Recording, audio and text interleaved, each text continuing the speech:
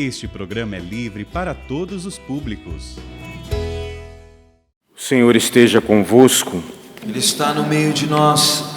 Proclamação do Evangelho de Jesus Cristo segundo João. Glória a vós, Senhor. Naquele tempo, Jesus foi para o Monte das Oliveiras.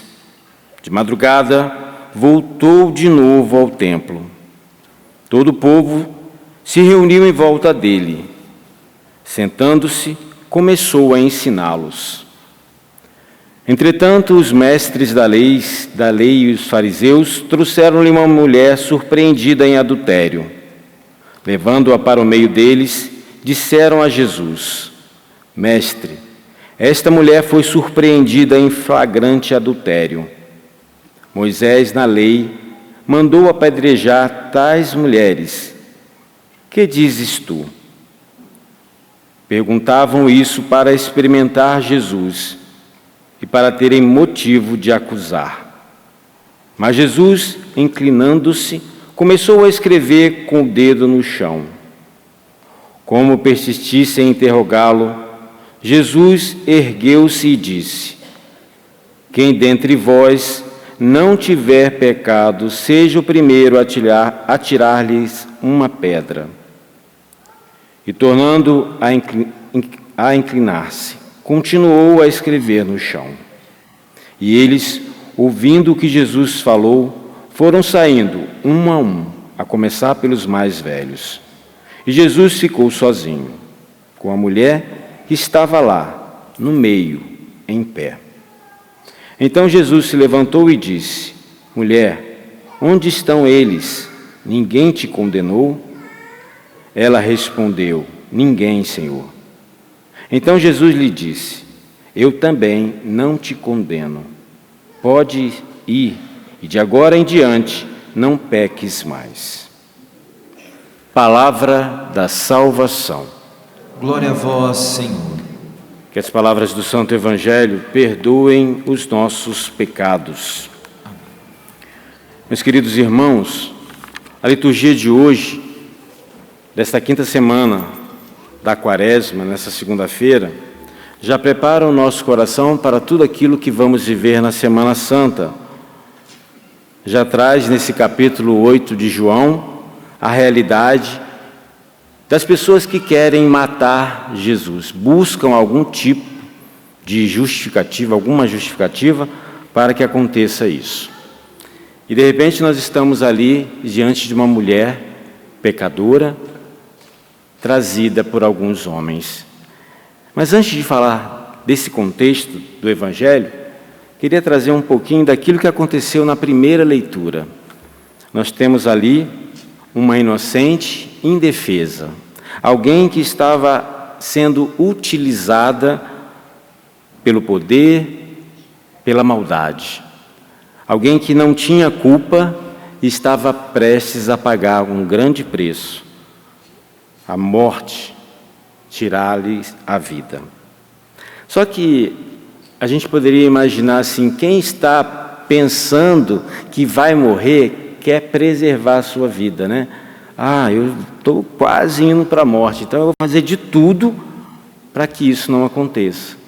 Com Susana não foi assim, e isso chamou muito a minha atenção, porque mesmo aquelas pessoas querendo fazer o mal, mentindo, sendo perversas com ela, a resposta de Susana foi: não quero ofender a Deus, não quero pecar, prefiro morrer do que pecar, como diz aquele santo da Igreja Católica, Domingos Sávio, né?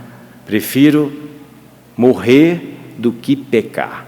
Esta é a resposta de uma inocente que sabe quem está cuidando dela. Quem cuida de nós é Deus. E o Salmo também vem nos lembrar isso, porque ao relembrar o Salmo 22, ao lermos, ao rezarmos com esse Salmo, nós sabemos que Ele, Deus, Jesus, é o bom pastor. E quando nós estamos próximo do bom pastor, nós somos defendidos por Ele. É Deus que vai nos defendendo. O bom pastor dá a sua vida pelas suas ovelhas. A trama pode até acontecer, mas quando nós temos Deus no coração, quando nós nos confiamos a Ele, nós podemos falar como esse salmo: Deus está comigo, com bastão e com cajado. Eles me dão segurança. A segurança que você precisa está em Deus. Tudo aquilo que você necessita está no Senhor. Então podem vir as tribulações, podem vir as dificuldades, mas quando nós estamos firmes no Senhor, nós sabemos que Ele vai nos levar para um lugar onde vamos repousar e restaurar ali, naquele lugar, as nossas forças. Esse é o ensinamento daquilo que nós podemos entender do Salmo 22, o salmo conhecido como o Salmo do Bom Pastor. Mas como falava do Evangelho, a misericórdia, ela visita a miséria humana. Deus é esse Deus misericordioso que vai até o fundo para salvar todos, salvar aqueles que são inocentes, como Susana, mas também salvar o pecador. E aí, de repente, na nossa imaginação, né, graças a Deus nós temos a possibilidade de imaginar, nós conseguimos imaginar essa cena, né? Aqueles homens armando um tribunal que poderia até ser justificado, porém, os acusadores são os fariseus e os escribas, que querem armar contra Jesus, tentam botar ali naquela situação uma forma de matar o nosso Senhor. E ele, exatamente porque conhece todas as coisas, sabe o que está acontecendo. A réu, uma mulher, em pecado, certo? Porque o crime dela foi o adultério. A sentença, a morte ou perdão. Interessante porque Jesus, na nossa imaginação, a gente consegue ver isso, né? Jesus, ele vai escrevendo no chão, e a gente não tem no relato o que ele escreve, mas ele escreve ali no chão, inclinado, enquanto as pessoas, aqueles homens, os acusadores, vão questionando o que devemos fazer com essa mulher. Isso lembra para nós as tábuas lá de Moisés, né? O dedo de Deus escrevendo as tábuas para dizer: olha, não devemos fazer isso, não devemos fazer aquilo. Quem aqui não conhece os 10 mandamentos? Os 10 mandamentos, um deles diz desse adultério. Mas Jesus escreve, eu imagino, que escreve ali todos os outros mandamentos, para fazer com que aqueles acusadores possam perceber que também cometem erro. Não sei se foi isso que Deus escreveu ali, que Jesus escreveu no chão, mas eu sei que após escrever tudo aquilo, os homens foram saindo, de um a um. Não sei se pela consequência da consciência de seus pecados, ou porque talvez já não tivesse mais nenhum tipo de argumento diante do amor misericordioso de Deus. Jesus, então, é essa luz, que é capaz de iluminar todos, trazer a vida para o inocente, mas também trazer para o pior pecador, como aquela mulher do Evangelho, uma nova oportunidade de vida. Uma oportunidade de vida que nós conhecemos também pelos sacramentos. Na Igreja Católica nós temos pelo menos 2 sacramentos importantíssimos, que nós chamamos de sacramentos de cura. A unção dos enfermos e a penitência, a reconciliação, a confissão dos seus pecados. Eu imagino que naquele momento, a mulher ali acusada deve ter feito a sua contrição, o seu ato de contrição é realmente: eu sou culpada desse crime. Mas como numa confissão, como num atendimento, onde nós disponibilizamos o perdão de Deus, Deus naquele momento também concede o perdão. Então tira de toda a morte e dá nova vida. Lembremos também, né, que não basta simplesmente perdoar, precisa ter um desejo profundo de não querer mais pecar.